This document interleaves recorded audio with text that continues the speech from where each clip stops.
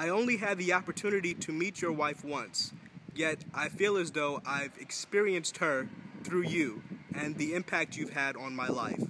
Know that my thoughts and prayers are with you and yours at this time. You were a really big influence on me choosing HU and majoring in journalism. So I just wanted to thank you for all that you did to help me while I was at Howard. And again, I just wanted to express my deepest condolences to you and your family. Professor Dixon, you're still everything to me.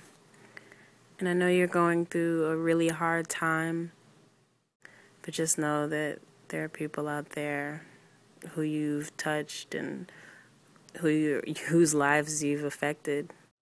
I wrote you a letter and intended to send it, but since I have this opportunity, I figured I'd read it.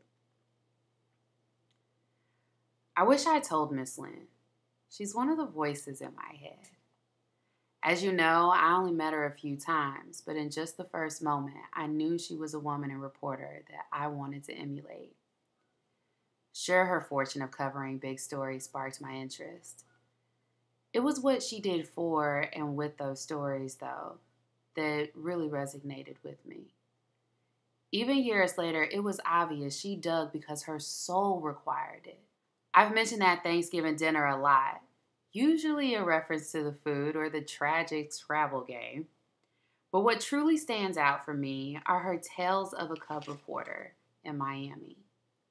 Whenever I'm walking into a tough neighborhood and the hairs on the back of my neck start to rise, I hear almost a whisper. That's where the story is. When I'm bored and think that I have nothing to do, I hear, we used to just ride around and look for things. I knew long before meeting Miss Lynne I was destined to be a reporter, but she was the first real-life example of just the kind I wanted to be.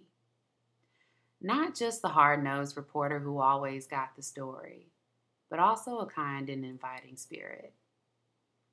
I regret not having gotten up the courage to tell her that and to learn even more. But I needed to tell you, she's more than Professor Dixon's wife to me. She's the voice in my head.